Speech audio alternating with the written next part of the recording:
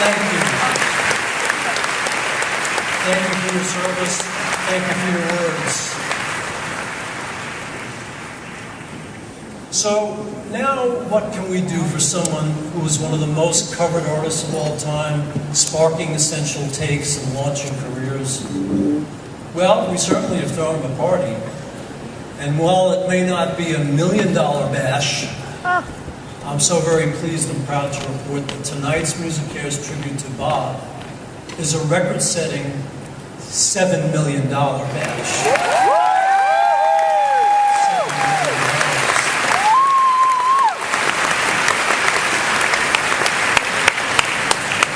What a fitting way to celebrate our 25th anniversary. And to now make this evening even more remarkable, it's our privilege to have Jimmy and Rosalind Carter with us tonight.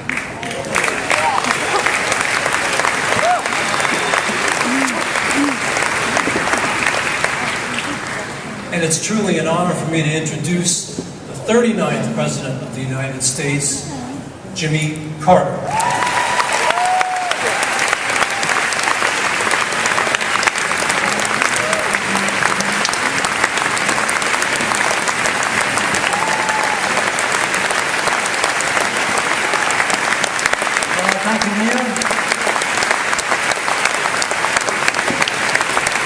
Well, it's a pleasure to experience tonight the great work of MusiCares.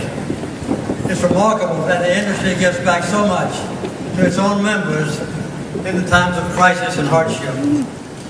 We are here at this 25th anniversary MusiCares ceremony to honor, as you all know, Bob Dylan for his cultural achievements, and also, this is important, for his lifetime dedication to human rights. I know of his contribution from personal experiences, and I've been inspired by them. This is a special honor for me. Rosa and I will soon have 69 years together.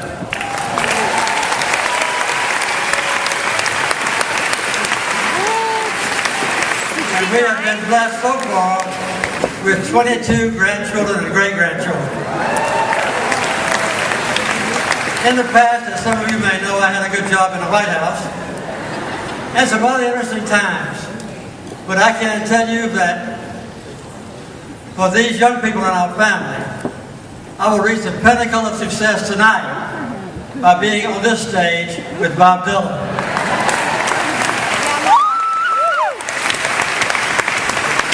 All of us many years ago have listened to Blowing in the Wind and Like a Rolling Stone. The times they are changing, and ain't gonna work on Maggie's farm no more. Sometimes we have to listen 10 or 100 times maybe, always very pleasantly, before we derive the deeper meaning from Bob's lyrics. Sometimes I don't like for Bob's original versions to change very much. But I can say that Rose and I both love Shadows in the Night. 36th album and just being released, as you know. I first knew Bob, personally I'd say, during his years as a dedicated Christian, when I happened to be the governor of Georgia. Bob and his band came to visit me and our sons late one night after a concert in Atlanta. And he and I had a long and private discussion about the relationship between religious faith and the promotion of peace, justice, and human rights. This is about the time of Slow Train Coming and Gotta Serve Somebody. And I remember that he was writing the songs for Blood on the Tracks.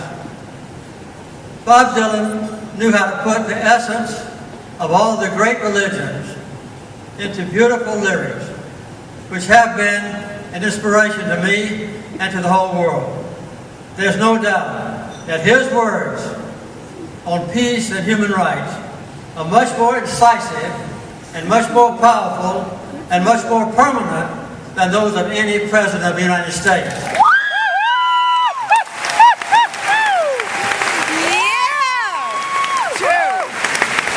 It's my honor now, what you've always been waiting for, it's my honor now to present the 2015 MusiCares President of the Year Award to Bob Dylan.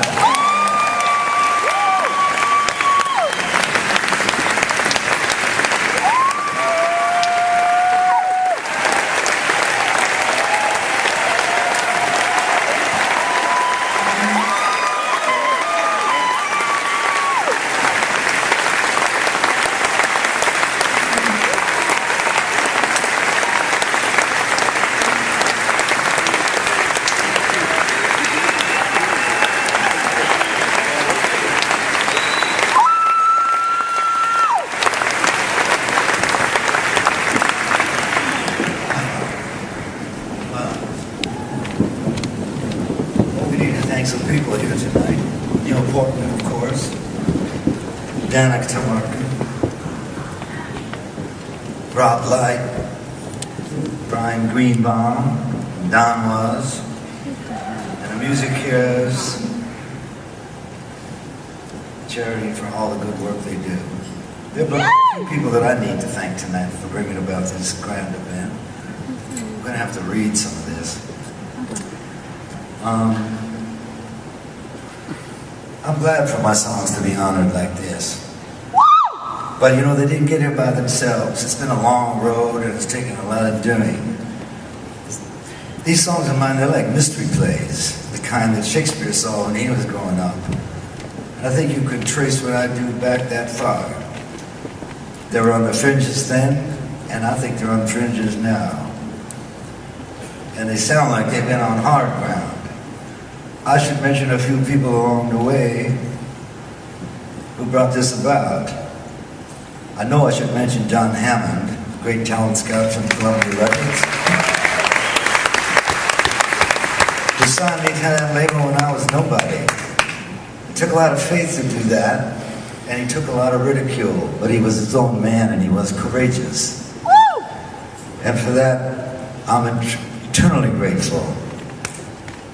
The last person he discovered before me was Aretha Franklin, and before that, Count Basie, Billie Holiday, and a whole lot of other artists. All non-commercial artists. Trends did not interest John, and I was very non-commercial, but he stayed with me. He believed in my talent, and that's all that mattered. And I can't thank him enough for that. Lou Levy leads music, and they published my earliest songs, but I didn't stay there too long. Lou Levy himself, he went back a long ways. He signed me to that company and recorded my songs, and I singing them into a tape recorder. He told me outright there was no precedent for what I was doing, that I was either before my time or behind it. And if I brought him a song like Stardust, he'd turn it down because it'd be too late. He's told me that if I was before my time, and he didn't really know that for sure, but if it was happening, and if it was true, that the public would usually take 3 to 5 years to catch up. Yep. So be prepared. And that did happen. The trouble was, when the public did catch up, I was 3 to 5 years behind that, so it kind of got complicated. Yeah. But he was encouraging, and he didn't judge me, and I'll always remember him for that. Artie Mogul at Whitmark Music signed me next to his company. He told me to just keep writing songs, no matter what. That I could be onto something.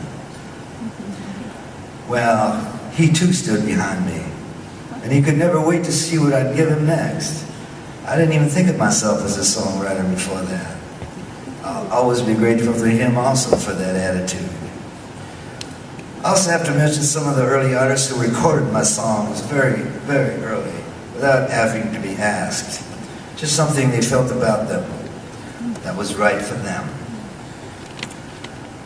I've got to say thank you to Peter, Paul, and Mary. All separately before they ever became a group.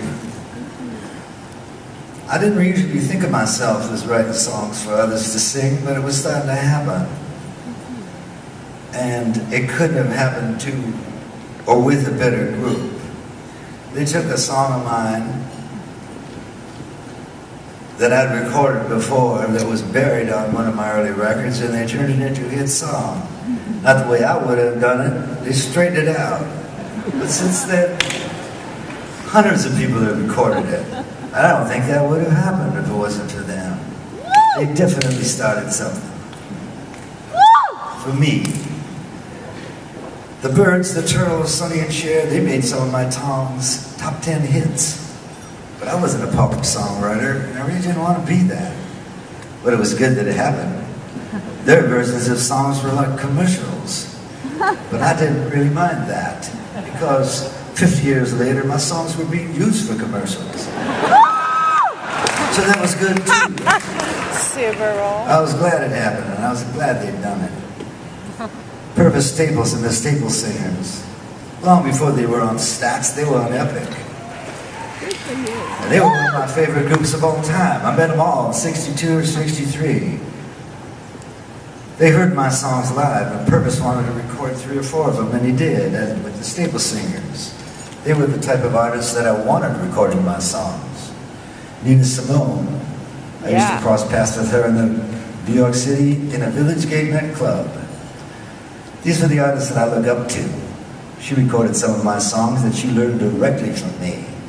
She was an overwhelming artist, piano player and singer, very strong woman, very outspoken, and dynamite to see perform. That she was recording my songs validated for me everything I was about. Oh, we can't forget Jimi Hendrix. Yeah. I actually saw Jimi Hendrix perform when he was with a band called Jimmy James and the Blue Flames, something like that. And Jimmy didn't even sing, he was just a guitar player. He took some small songs of mine that nobody paid any attention to. He brought them up into the outer limits of the stratosphere, turned them all into classics. Yeah. I have to thank Jimmy too. I wish he was here. Me too. Yeah! Johnny Cash recorded some of my songs early on too. I met him about 63, when he was all skin and bones. He had traveled long, he traveled hard, but he was a hero of mine. I'd heard many of his songs growing up. I knew him better than I knew my own. Big River, I Walk the Line, How High's the Water, Mama? I wrote It's All Right, Ma, I'm Only Bleeding with that song reverberating inside my head. I still ask him, how high's the water, Mama? Johnny was an intense character, and he saw that people were putting me down, playing electric music. And he posted letters to magazines, scolding people and telling them to shut up and let him sing. In Johnny Cash's world, a hardcore Southern drama, that kind of thing didn't exist. Nobody told anybody what to sing or what not to sing. Critics didn't do that kind of thing. I always got to thank him for doing that. Johnny Cash was a giant of a man, the man in black. And I always cherish the friendship we had until the day there is no more days. Oh, I'd be remiss if I didn't mention Joan Baez. That's a trip. She was the queen of folk music then and now.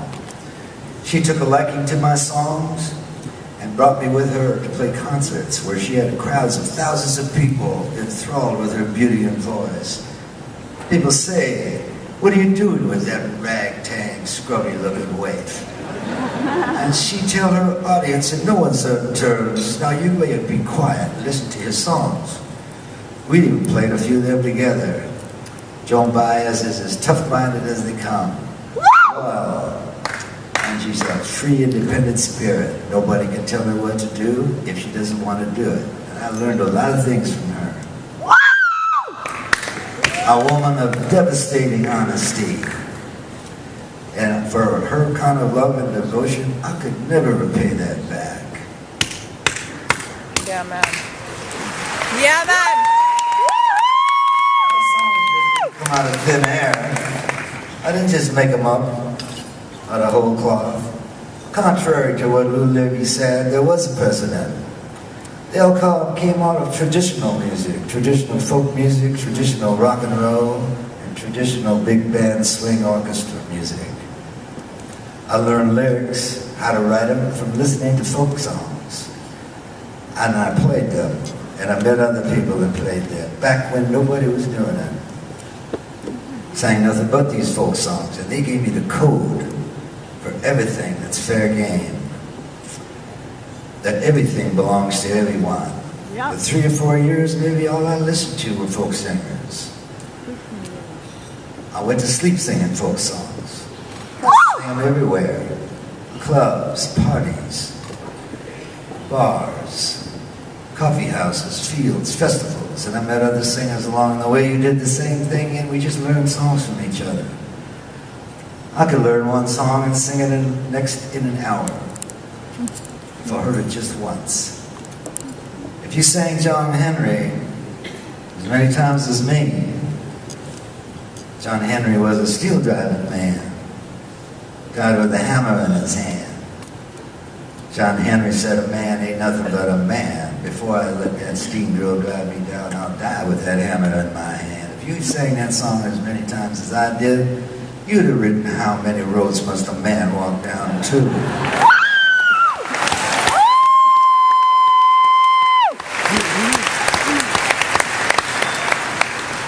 Bill Brucey had a song called Key to the Highway. I got the key to the highway, I'm booked and I'm bound to go. Gonna leave here running, cause walking is most too slow. I sang that a lot. If you sing that a lot, you just might write. Georgia Sam had a bloody nose. Welfare department wouldn't give him no clothes. He asked poor Howard, where can I go? Howard said, there's only one place I know. Sam said, tell me quick, man, I got to run. Howard just pointed off with his gun, said, that way, down Highway 61. You'd have written that too. Yeah. If you sang Key to Highway as much as me. Ain't no use to sit and cry, you'll be an angel by and by. Sail away, lady, sail away. I'm sailing away my own true love. Boots of Spanish leather, Sheryl Crow just sung that. Roll the cotton down. Oh yeah, roll the cotton down. $10 a day is a white man's pay. $1 a day is a black man's pay. Roll the cotton down. If you sang that song as many times as me, you'd be writing it, ain't gonna work on Maggie's farm too. Yeah. I sang a lot of Come All Ye songs. There's plenty of them. There's way too many to be counted. Come along, boys, I'll tell you. Listen to my tale. I'll tell you my troubles on the old Chisholm Trail. Or, come all you good people, listen while I tell the fate of Floyd Collins, a lad we all know well. Come all you fair and tender ladies, take a wondering how you caught your man. They're like a star on a summer morning, and first they're here, and then they're gone again. Come gather around, people, the story I will tell about pretty boy Floyd, the outlaw. Oklahoma knew him well. Well, if you sung all these Come All Ye songs all the time, you'd be writing, come around, gather around, people wherever you roam, admit that the waters around you have grown, and accept that soon you'll be drenched to the bone. Time to you is worth saving, and you better start swimming or you'll sink like a stone, for the times they are changing. Yeah! You've written that too. There's nothing secret about it. You just do it subliminally and unconsciously because that's all you know. And that's all I sang. That was all that was dear to me. They were the only kinds of songs that made sense. When you go down to Deep Ellum, keep your money in your socks. Women in Deep Ellum will put you on the rocks. Sing that song for a while. You just might come up when you're lost in the rain and water, as in it's Easter time too. Your gravity down, negativity don't go through you, Don't put it in the airs when you're down on Rue Morgue Avenue. They got some hungry women there. They're going to make a mess out of you. Oh, Yeah! don't be fooled. Oh yeah. I'll just open it up a different door in a different kind of way. It's just different to say the same thing. I didn't think it was anything out of the ordinary. But you know, I just thought I was doing something natural. But right from the start, my songs were divisive for some reason. They divided people. I never knew why. Some of them got angered, others loved them. Didn't know why. My songs had detractors and supporters. A strange environment to have to throw your songs into, but I did it anyway.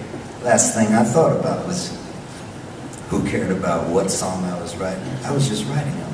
I didn't think I was doing anything different. I thought I was just extending the line. Maybe a little bit unruly, but I was just elaborating on situations. Maybe hard to pin down, but so what? A lot of people are hard to pin down. You just got to bear it. I didn't really care what Lieber and Stoller thought of my songs. They didn't like them. But Doc Thomas did. That was all right, they didn't like them. Because I didn't like their songs either. Yakety yak, Don't talk back. Charlie Yeah. Brown's a clown, baby, I'm a hawk for you. Novelty songs. They would sing anything serious, but rock songs, they were better. This Magic Moment, Lonely Avenue, Save the Last Dance for Me, those songs broke my heart. I figured I'd rather have his blessings any day than theirs. Ahmet Ertegun didn't think of much of my songs, but Sam Phillips did. Ahmet founded Atlantic Records. He produced some great records. Ray Charles, Ray Brown, Laverne Baker, just to name a few. There were some great records there, no question about it. But Sam Phillips, he recorded Elvis and Jerry Lee, Carl Perkins and Johnny Cash. Radical artists that shook the very essence of humanity. Revolution in style and scope. Every shape and color. Radical to the bone. Songs that cut you to the bone. Renegades in all degrees. Doing songs that would never decay and still resound to this day. Oh yeah, I'd rather have Sam Phillips' blessing any day. Merle Haggard didn't even think much of my songs. I know he didn't. Oh, come on. He didn't say that to me, but I know way back when he didn't. But Buck Owens did, and he recorded some of my early songs. Merle Haggard, Mama Tried, The Bottle Let Me Down, I'm a Lonesome Fugitive. I can't imagine Waylon Jennings singing The Bottle Let Me Down. Together Again, that's Buck Owens, and that trumps anything coming out of Bakersfield.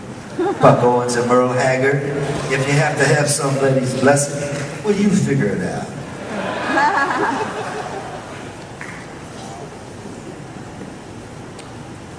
Oh, yeah. Critics have been giving me a hard time since day one. Yep. Critics say I can't sing, I croak. Sound like a frog. Why don't critics say that same thing about Tom Waits? Right? Critics say my voice is shot, or I have no voice. Why don't they say those things about Leonard Cohen? Right? I get special treatment. Critics say that I can't carry a tune, Right? that I talk my way through a song. Really? I never heard that said about Lou Reed. Right? Why does he get to go scot-free? Exactly. What have I done to deserve this special attention? No vocal range? When's the last time you heard Dr. John? Why don't you say that about him? Slur my words, got no diction. Have you people ever listened to Charlie Patton or Robert Johnson, Muddy Waters, Howlin' Wolf? Talk about slurred words and no diction. What does it even matter? Why me, Lord? I always say that to myself. Oh, yeah. Critics say I mangle my melodies, render my songs unrecognizable. Oh, really? Let me tell you something. I was at a boxing match a few years ago, seeing Floyd Mayweather fight a Puerto Rican guy. And a Puerto Rican national anthem, somebody sang it, and it was beautiful. It was heartfelt, it was moving. And after that, it was time for our national anthem. And a very popular soul-singing sister was chosen to sing it. She sang every note that exists, and some that don't exist. Talk about mangling a melody. She'd take a one-syllable word and made it last for 15 minutes. She was doing vocal gymnastics like she was on a trapeze act. But to me, it was not funny. Where were the critics? Mangling lyrics, mangling a melody, mangling a treasured song. No, I get the blame. I don't really think I do that. I just think critics say I do. Sam Cooke said this when told he had a beautiful voice. He said, well, that's very kind of you. But voices ought not to be measured by how pretty they are. Instead, they matter only if they convince you that they are telling the truth. Think about that. Next time you hear some singer singing a song, Yeah, they sound like this. times always change. They really do. And you have to always be ready for something that's coming along that you never expected. Way back when, I was in Nashville once making some records, and I read this article, a Tom T. Hall interview. Tom T. Hall, he was bitching about some kind of new song coming in, and he couldn't understand what these new kinds of songs were that were coming in, what they were about. Now Tom, he was one of the most preeminent songwriters at the time in Nashville. A lot of people were recording his songs, and he himself even did it. But he was all in a fuss about James Taylor, a song James had called Country Road. Tom was going all off in this interview. Well, James don't say nothing about a country road. He just says he can feel it on a country road. I don't understand that.